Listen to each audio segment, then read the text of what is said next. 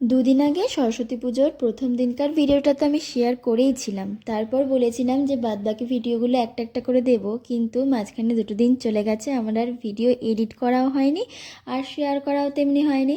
তো এটা হচ্ছে 24 জানুয়ারি, ওই দিনকার ভিডিও, সরস্বতী পুজোর 2 নম্বর দিন। এমনিতে সরস্বতী পুজো তো একদিনই হয়, কিন্তু যেহেতু মগরায় সরস্বতী পুজোটা একটু বড় করেই হয় বলে ঠাকুর 4 দিন থাকে।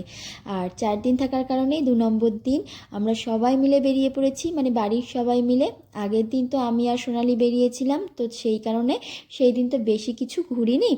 তো এই দিন বেরিয়েছিলাম, আর বেরিয়েই প্রথমে এই ফুচকার দোকানে এসে এত সুন্দর গন্ধরাজ লেবুর গন্ধ বেরিয়েছে, তো প্রথমেই ফুচকা খেয়ে নিয়েছি।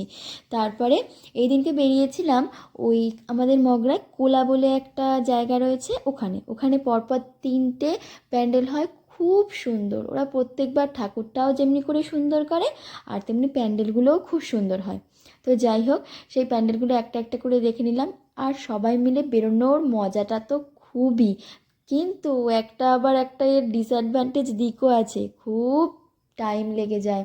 কারণ অত ভিড়ের মধ্যে কেউ এগিয়ে যায়, কেউ পিছিয়ে যায়, তো এ কোথায় গেল সে কোথায় গেল এই করে করে প্রচুর টাইম লেগে যায়। তো কি হয়েছে, সবাই মিলে বেরোনোর তো আনন্দটাই মেন। তো যাই হোক, এখানের প্যান্ডেলগুলো দেখে টেকে দিয়ে তারপরে সবার লাস্টে চলে গিয়েছিলাম জাগরণী মাঠে। কারণ হচ্ছে ওখানে যেহেতু ওটা আমাদের কাছের মাঠ, তো সেখানে গিয়ে ওই একটুখানি বসবো বলে, আর রাত্রিবেলা আর কি একটু খাবো দাবো দিয়ে বাড়ি চলে আসবো, তো তাই জন্যই। আর ওখানে গিয়ে ওই সাহেব আর দিশা ওরা আবার ওই যে মিকি মাউসটাই চাপবে বলে, তো ওর জন্য ওরা বসে রয়েছে, তো সবার লাস্টে মাঠে তো যেতেই হতো।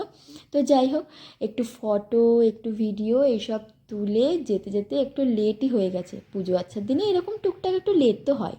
ভিডিওটা এই অবধি থাক, বাকি ভিডিওগুলো পরে দেবো। টাটা।